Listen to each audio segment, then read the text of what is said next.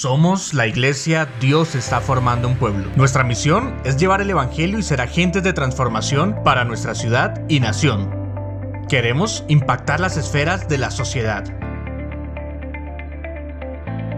Por medio de la paternidad, liberación y poder sobrenatural de Dios. Amamos su casa. Por eso te invitamos a que vivas esta fiesta y experimentes el amor de Dios junto a nosotros. Bienvenidos a nuestras celebraciones online.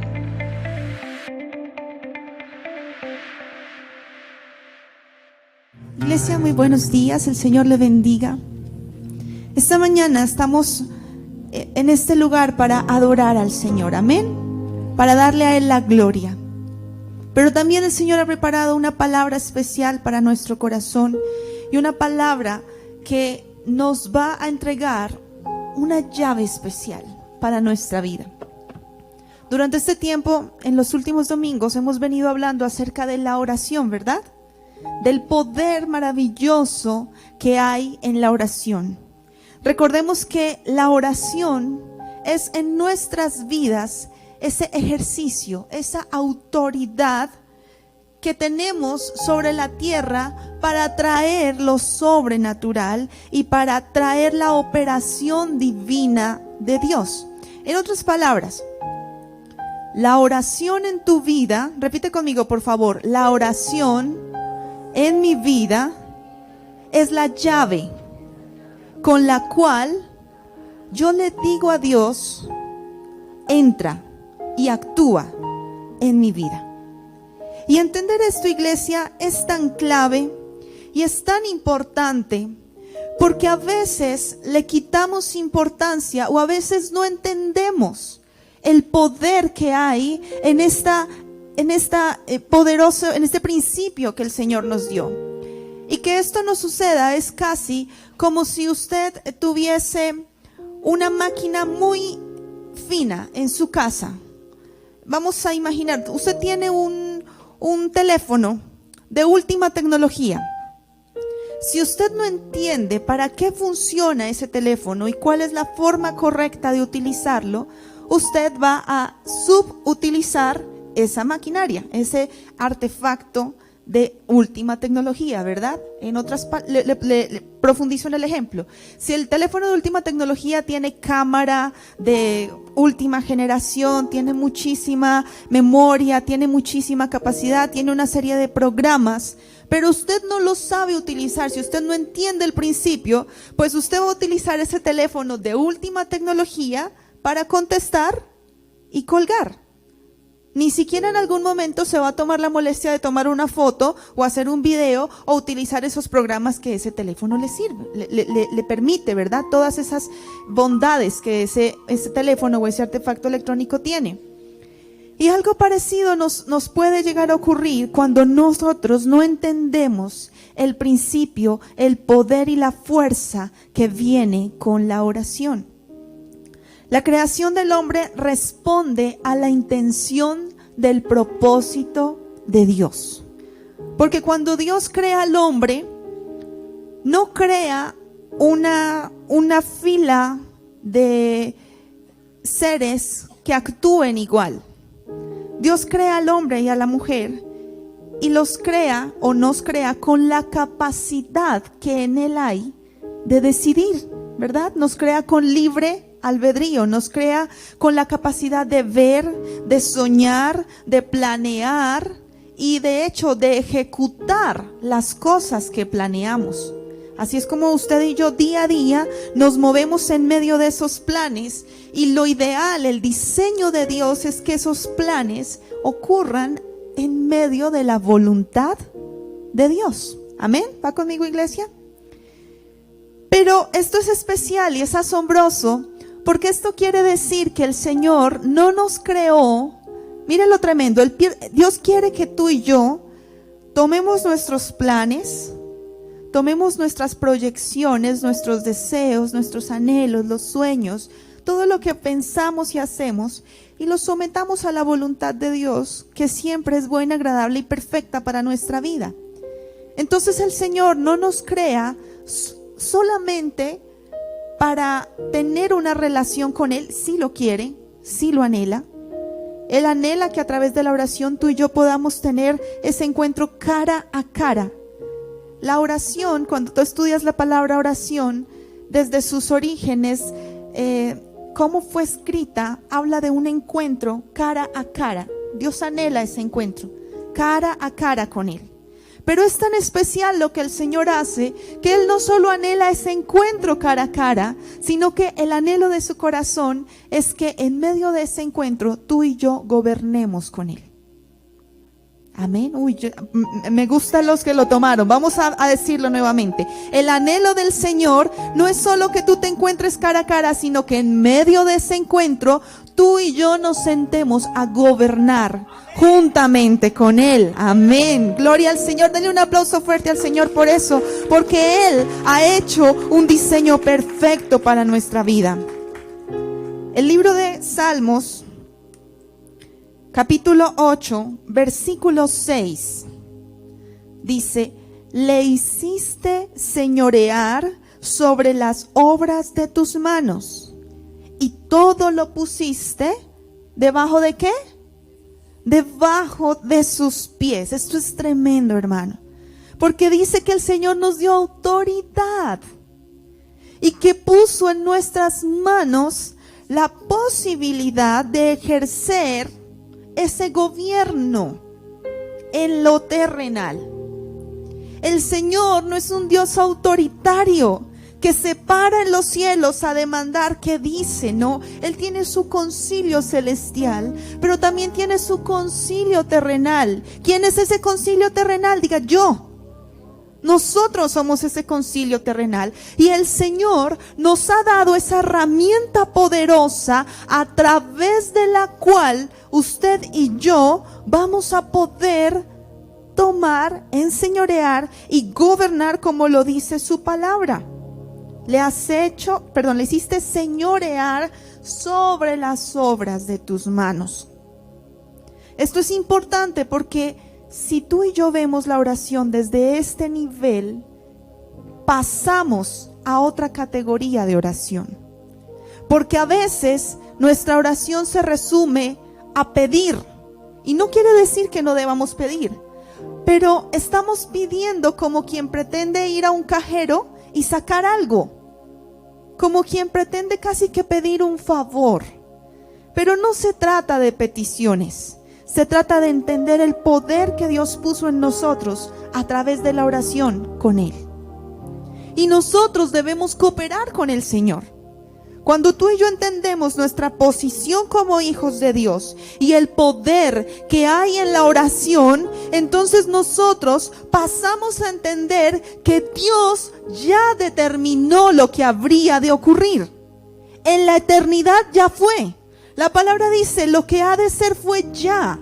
Dios ya lo determinó, pero si tú y yo no activamos esa herramienta, entonces eso que el Señor ya determinó hacer no va a ocurrir. ¿Entienden lo poderoso de esto, iglesia? Es impresionante porque sucede como el ejemplo que le doy del teléfono súper especial.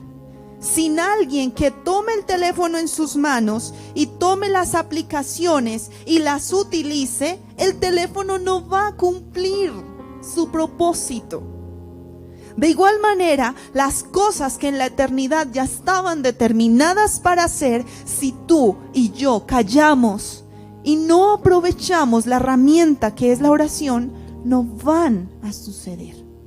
Y esto es delicado, iglesia, porque en la voluntad de Dios es que los planes que se han trazado, que Él ha trazado, puedan ocurrir en beneficio de la humanidad y en cooperación de gobierno con la humanidad. ¿Cómo vemos esto? Lo vemos a través de su palabra. Usted ha visto cómo usó a Abraham, ¿verdad? En más de una ocasión. Y casi que da la oportunidad de negociar en más de una ocasión con él.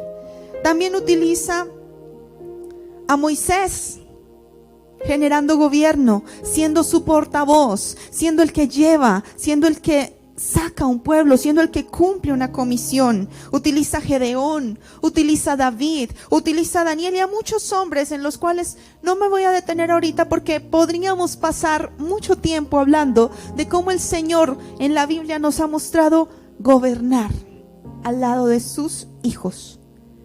Por esta razón, iglesia, para nosotros el orar es una necesidad. No es una opción, es una, diga conmigo, es una necesidad. ¿Por qué es una necesidad? Porque tú y yo necesitamos activar la oración para que la voluntad de Dios sea cumplida en la tierra. Eso es lo importante.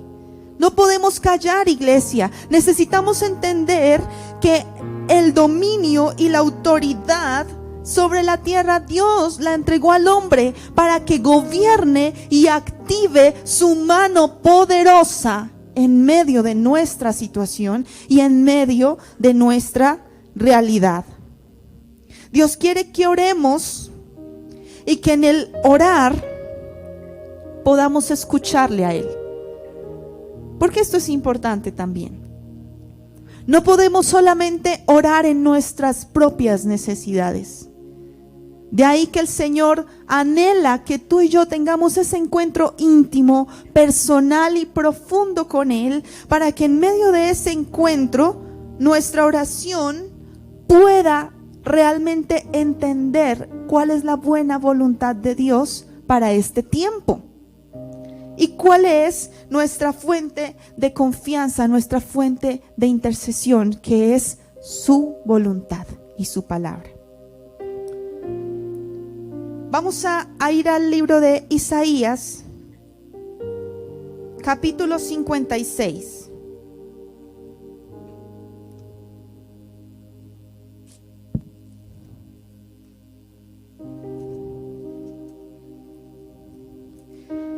Y no me voy a detener a leerlo todo por cuestión de tiempo, pero le invito, iglesia, que usted allí en su casa lo lea del versículo 1 al versículo 7.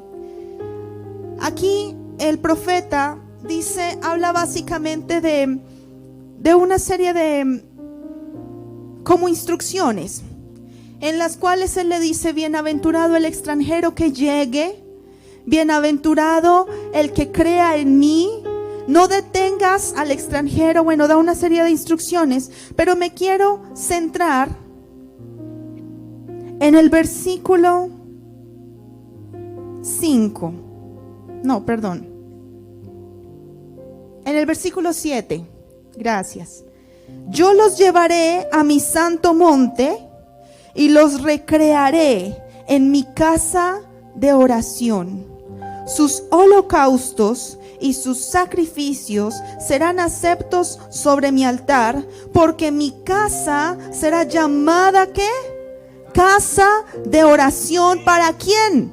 Para todos los pueblos. Este pasaje es tremendo porque cuando usted comprende las palabras del profeta Isaías, el profeta Isaías profetizó un tiempo de exilio del pueblo de Israel, aunque no lo vivió. Él no lo vive, pero él lo profetiza. Y él le dice al pueblo: llegarán días en los cuales ustedes serán sacados de su tierra y serán exiliados, ¿verdad?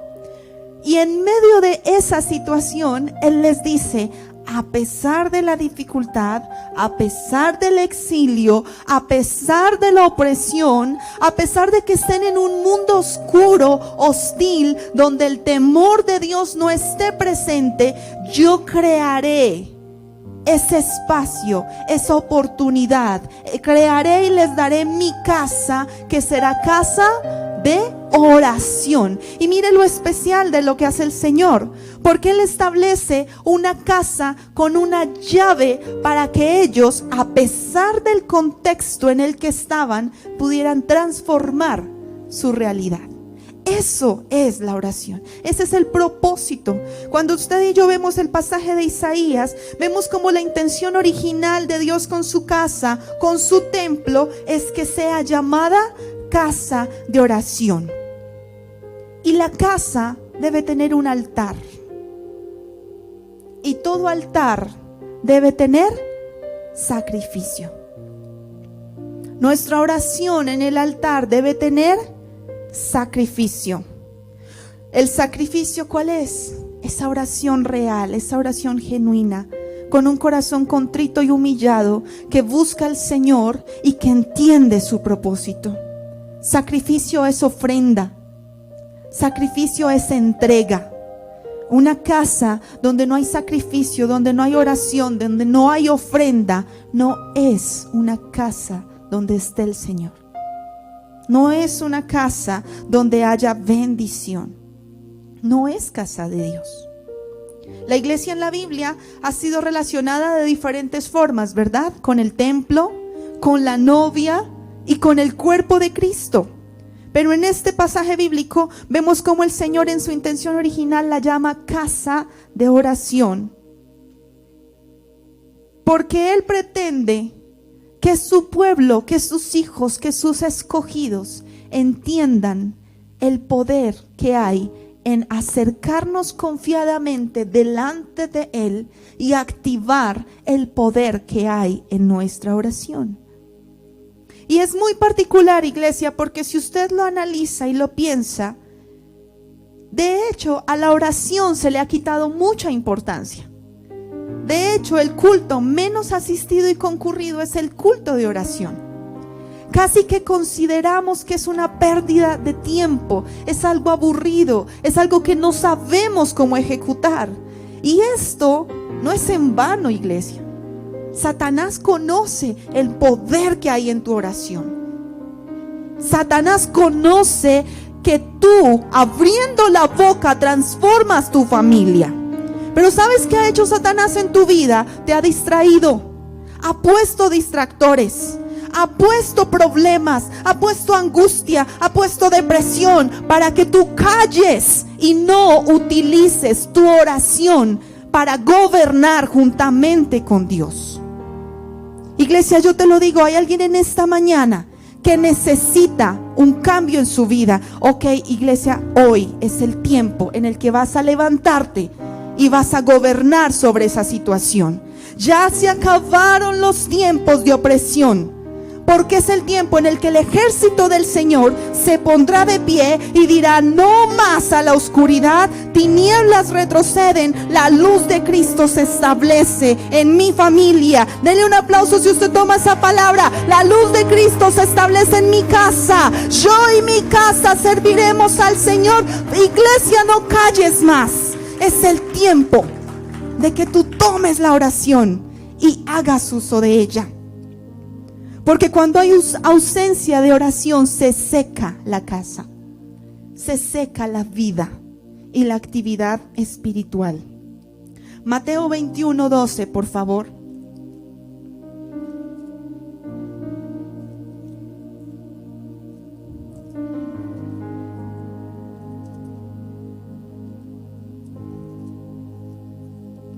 Mateo 21:12 nos dice: y entró Jesús en el templo de Dios y echó fuera a todos los que vendían y compraban en el templo, y volcó las mesas de los cambistas y las sillas de los que vendían palomas, y les dijo: escrito está, mi casa, ¿qué? Casa de oración será llamada, mas vosotros la habéis hecho cueva de ladrones. Iglesia, es tiempo de despertar. Porque si tú y yo no construimos una atmósfera de oración en nuestra casa, allí hay muerte espiritual. Y muchos tal vez en este lugar, en este momento, el Espíritu Santo les está inquietando porque han detenido su oración y subieron los problemas. ¿Quieres saber cuáles son qué es el resultado de una ausencia de oración? Pasamos a depender de la oración de otros. Y nos ha pasado muchas ocasiones, ¿no? Pastor, ore por mí. Líder, ore por mí. Hermano, ore por mí. Y bueno, está bien que entre familia nos acompañemos, pero ¿por qué no oras tú si en tu boca hay poder y poder sobrenatural? ¿Es que acaso tú no eres hijo de Dios? Claro que sí. Ayer con los jóvenes leíamos un pasaje que decía: somos sus hijos y salimos de Él. Dilo conmigo: yo soy su hija o su hijo y yo salí de Él. En mi boca hay poder para gobernar. ¿Qué más pasa si hay ausencia de oración? Se seca lo sobrenatural. ¿Por qué? Porque no le damos la licencia al Señor de entrar y operar en nuestro ambiente terrenal. Así que no hay operación sobrenatural. ¿Qué más pasa? Dios no interviene en los asuntos terrenales y además, y lo más triste, entramos en una vida de estancamiento y de religiosidad que no podemos permitir. Pero vamos entonces a ver qué ocurre cuando sí activamos la oración. Y lo vamos a ver a través de un modelo perfecto que está en nuestro Señor Jesús. El Señor Jesús entendía el poder de la oración. Y lo primero que Él entendía era que el éxito en su vida iba a depender de un estilo constante de oración, un estilo de vida en la cual la oración fuese su constante. Lucas 11:1. Es muy especial este pasaje, Lucas 11:1. Para los que toman nota, el primer aspecto entonces, el secreto del éxito de Jesús era una vida de oración. El pasaje dice: aconteció que estaba Jesús durmiendo, ¿sí? Estaba Jesús comiendo, estaba Jesús viendo la tele. ¿Qué estaba haciendo Jesús? Orando en un lugar, y cuando terminó, uno de sus discípulos le dijo: Señor, enséñanos a orar, como también Juan enseñó a sus discípulos.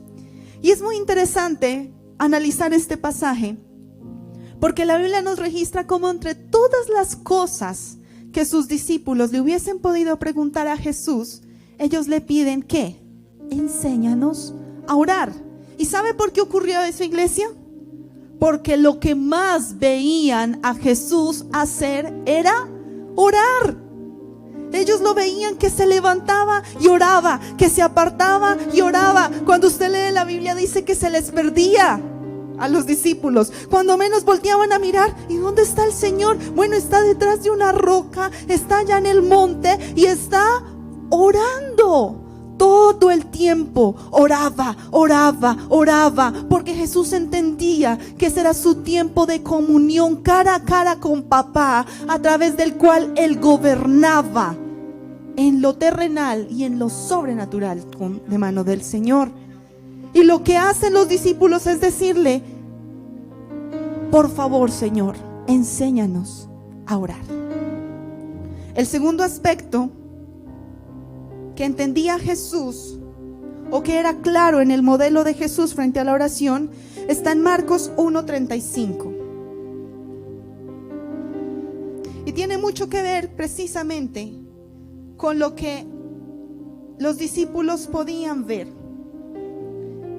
Dice que es mucho más fácil enseñar a través del ejemplo que a través de las palabras.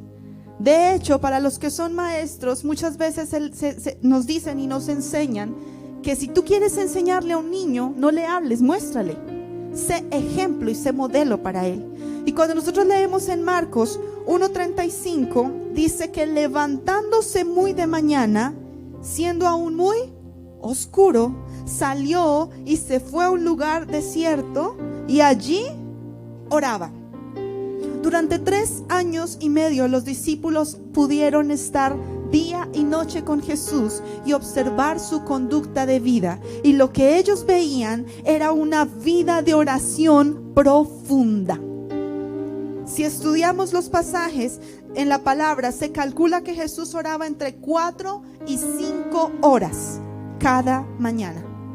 Jesús se levantaba y mientras sus discípulos dormían, mientras ellos seguían en su comodidad, el Señor se apartaba y oraba. ¿Y sabe por qué lo hacía? Porque el Señor sabía que allí estaba el poder. Después de un tiempo largo de oración, Él se acercaba a los discípulos y no tenía duda alguna. Los discípulos le decían: Señor, ¿a dónde vamos? Y Él decía: vamos a Galilea. vamos a Jerusalén. Él ya tenía claro, él se metía en la presencia con Dios, con su Padre, se encontraba cara a cara, y al salir de ese lugar, de ese momento de intimidad, él tenía claro qué era lo que tenía que hacer. Tenía su camino claro, tenía su dirección clara. Y esto fue lo que los discípulos vieron en Jesús. Jesús pasaba 5 horas orando, pero 2 segundos liberando a un endemoniado.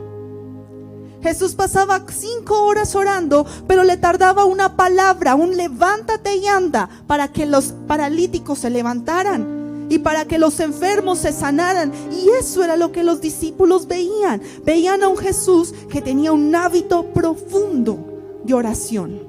Porque Jesús entendía, amado hermano y amada iglesia, que el poder genuino está en la oración, no en lo mucho que hagamos.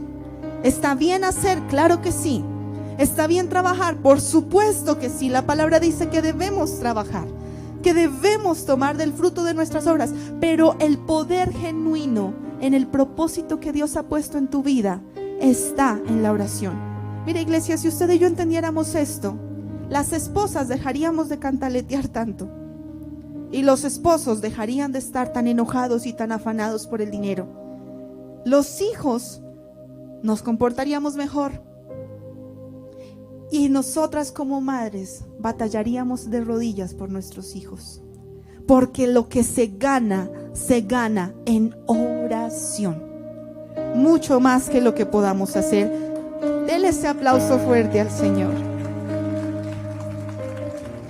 Martín Lutero decía: cuando tengo mucho que hacer en el día, paso más tiempo en oración, porque se logra hacer la mayor parte del trabajo en oración que haciendo el mismo trabajo. ¿Cuál es el primer punto, el primer ejemplo, la primera característica que vemos en el modelo de Jesús? Él entendía que el éxito estaba en la oración. Y el segundo punto, con sus actos, con su ejemplo, él enseñaba una vida de oración profunda. Lo tercero que el Señor nos deja ver en su palabra es que él era apasionado por la oración. No me voy a detener allí, iglesia, por el tiempo, pero si usted quiere tomar apuntes de citas, Marcos 1:35 lo dice, Mateo 14:23, Lucas 6:12 lo menciona. Jesús oraba mañana, tarde y noche. Él vivía en continua comunicación con su Abba. Él todo el tiempo estaba diciendo: papito mío, me vengo a encontrar contigo, vengo a gobernar contigo, porque él entendía, y el mensaje que nos da Jesús, iglesia, es que la oración no es algo opcional. La oración es nuestra necesidad, y debemos necesitarla tanto o más que cualquier otra de las necesidades fisiológicas que tenemos, como comer, dormir o cualquier otra. ¿Por qué? Porque tenemos que entender que no es durmiendo, no es recuperando el sueño, no es trabajando mucho. A veces pensamos que por tomar tiempo de oración nos va a ir mejor, y resulta que en esta necesidad para nosotros, que es la oración, vamos a tener mejor resultado. Jesús entendía eso, y por eso él era un apasionado por la oración.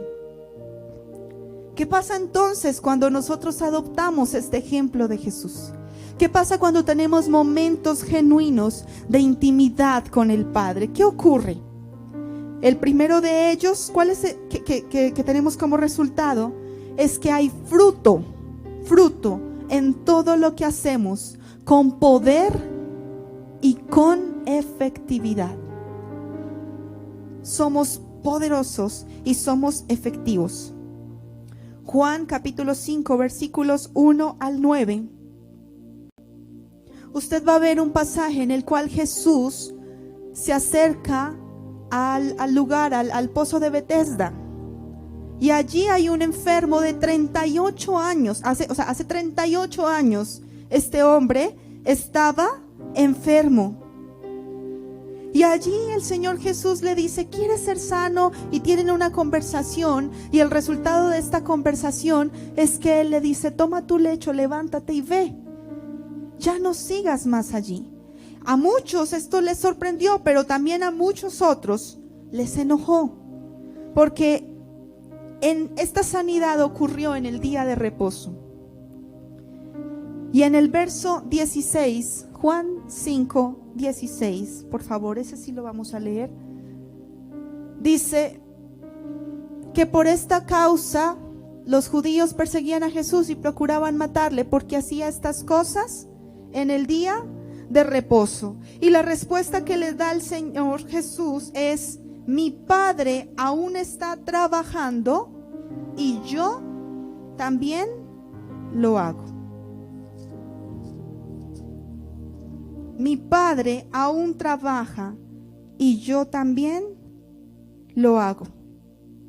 En realidad lo que Cristo estaba allí cuestionando en estas personas que se oponían a esta oración era: ¿qué tiempo han pasado ustedes con el Señor? Yo ya hice mi trabajo. Yo me levanté de mañana, yo me encontré con el Señor, tomé el tiempo en el día con aquel que hace los días. En otras palabras, esta mañana, cuando yo hablé con mi papá, él me dijo que iba a sanar a este hombre. Él ya lo había hecho desde que comenzó el día, porque él en la eternidad ya había planeado la sanidad de este hombre. Lo único que yo acabo de hacer es ser el instrumento de Dios para que esa sanidad llegara a la vida de ese hombre. ¿Entiende eso, hermano? Lo que nos dice aquí el Señor es: cuando tú tienes claro el poder de encontrarte con el Señor primero, vas a ahorrar tiempo, vas a ahorrar esfuerzo, vas a tener una guía clara.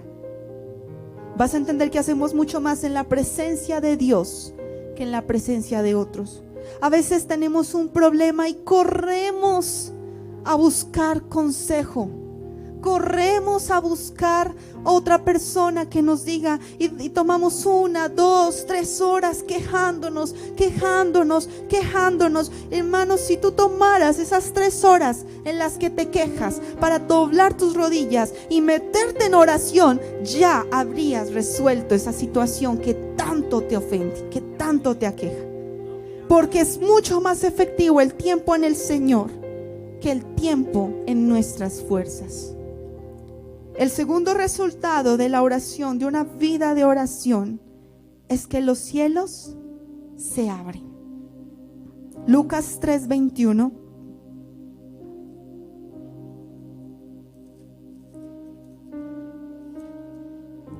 Lucas 3:21 dice: aconteció que cuando todo el pueblo se bautizaba, también Jesús fue bautizado, y orando el cielo se abrió.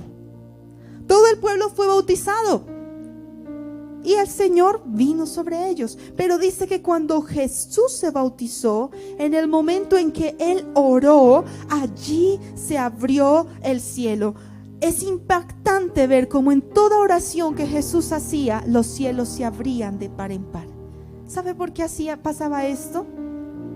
Porque al Padre no le costaba para nada abrir los cielos cuando escuchaba la voz de su Hijo, porque constantemente estaban conversando y gobernando juntos. Así que Él decía: esperen un momento, mi Hijo está gobernando, abro los cielos para Él. Eso es lo que Dios quiere para ti, iglesia. Dios quiere que en medio del día a día Él pueda acercar su oído y decir: un momento, mi iglesia está orando, mi iglesia está gobernando. Voy a abrir los cielos para que la bendición sea desatada sobre ellos. Amén. Cuando hay cielos abiertos, las cosas llegan con mayor facilidad. Y el tercer resultado de una vida de intimidad en oración con el Señor es que tenemos autoridad y peso en el mundo espiritual, gracia y favor en todo lo que hacemos. La intención, vuelvo a repetirlo, cuando el Señor crea la iglesia, es que sea una casa de oración. Y ahora vamos a entender mi vida como una casa. Como sea tu oración, así será tu palabra. Como sea tu oración, así será tu predicación. Como sea tu nivel de oración, así será tu casa de bendición. Como sea tu nivel de oración, así se comportarán tus hijos. Como sea tu nivel de oración, será tu trabajo, tu testimonio, tu fruto en la obra de tus manos. ¿Me entiende, iglesia? Como sea nuestra oración, allí será evidente la atmósfera en la cual vivimos. ¿Vivimos en una atmósfera de oración o vivimos con un espíritu vacío? Porque no nos llenamos en la presencia de Dios. Yo debo entender que lo sobrenatural se expresa a través de la profundidad con la cual yo voy a batallar en oración. El libro de Lucas, capítulo 6, ahí estamos en Lucas, avance al capítulo 6. Versículos 17 al 19, dice: y descendió con ellos y se detuvo en un lugar llano en compañía de sus discípulos y una gran multitud de gente de toda Judea, de Jerusalén y de la costa de Tiro y de Sidón, que había venido para oírle y para ser sanados de sus enfermedades. Y los que habían sido atormentados de espíritus inmundos eran ¿qué? Sanados. Y toda la gente procuraba tocarle. ¿Por qué? ¿Por qué, iglesia? Porque salía poder de él y sanaba a todos. Iglesia, esa tiene que ser nuestra realidad. Por donde nosotros vayamos, se tiene que hacer evidente nuestra presencia. Se tiene que hacer evidente al Cristo que portamos.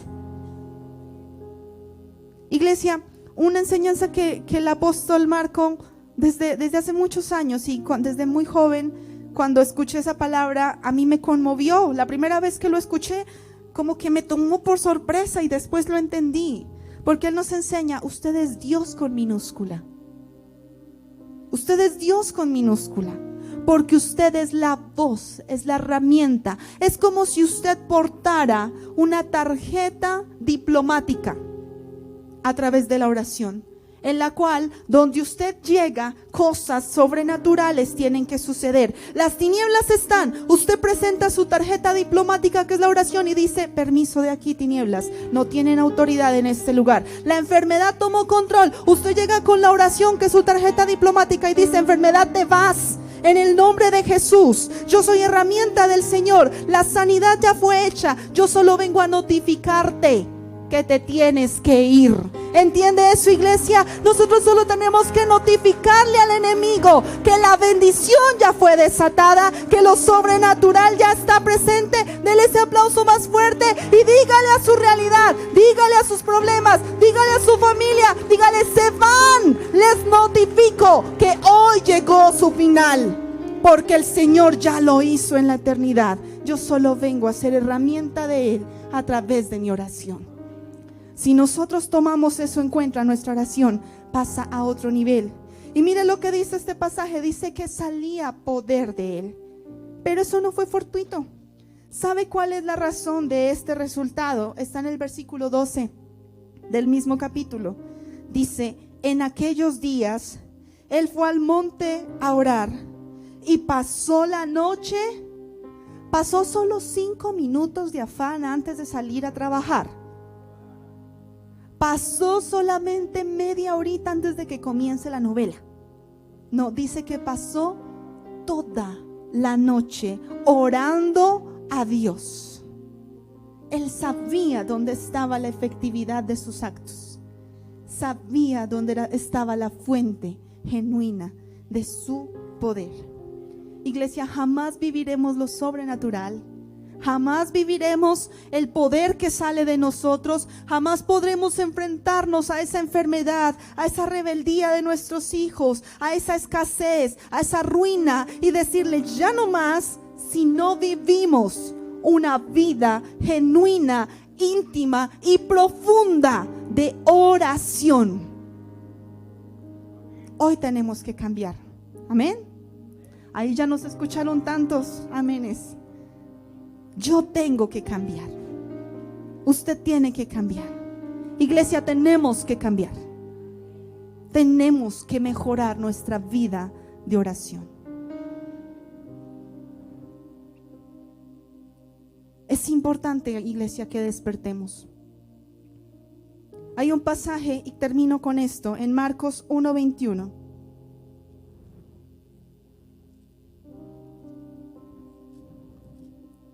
Marcos 1:21. Dice que entraron en Capernaum y los días de reposo, entrando en la sinagoga, él enseñaba. Y se admiraban de su doctrina porque les enseñaba como quien tiene autoridad y no como los escribas. Pero había en la sinagoga, ¿en dónde estaba? ¿En dónde estaba? En la sinagoga. ¿Y qué estaba haciendo Jesús? ¿Orando? No, ahí estaba enseñando. Y dice que en la sinagoga de ellos había un hombre con un espíritu inmundo. Es curioso, estaba en medio de personas santas. Un espíritu inmundo. Estaba en la sinagoga, donde se enseñaba la palabra. Y dice el pasaje que entró Jesús y empezó a enseñar la palabra. Y este espíritu inmundo en el verso 24 dice: ¿qué tienes con nosotros, Jesús Nazareno? Has venido para destruirnos. Satanás entiende el poder que portas, iglesia, pero usted no lo cogió. Satanás entiende el poder que portas, iglesia. Has venido para destruirnos. Sé quién eres, el Santo de Dios. Eso tienen que decir de nosotros. Sé quién eres, eres el Santo de Dios. Sé el poder que hay en ti. Porque dice su palabra que las mismas cosas y aún mayores haremos nosotros. Pero Jesús le reprendió diciendo: cállate y sal de él. Iglesia, no vamos a llegar a este nivel sin una vida de oración. No vamos a hacerlo. Así que allí donde estás, es tiempo de humillar nuestro corazón. Porque cuando yo entendía este pasaje, cuando estudiaba este pasaje, yo entendía que he librado batallas de la forma incorrecta. Y sé que aquí hay mujeres que hoy entienden que han librado las batallas en su casa de la forma incorrecta y por eso su hogar está a punto de terminar. Aquí hay varones que han librado la batalla de forma incorrecta y por eso la escasez y la ruina y la deuda está tomando gobierno en sus vidas. Aquí hay familias que no han batallado la batalla de forma correcta y por eso la enfermedad tomó territorio. Porque no hemos entendido la llave que está en nuestras manos. Pero yo hoy te digo, iglesia, ponte sobre tus pies y clama al Señor, clama. Porque no todo está perdido. Porque no todo está terminado. El Señor no ha terminado la obra en ti. Él no ha terminado la obra en tu casa. Él no ha terminado.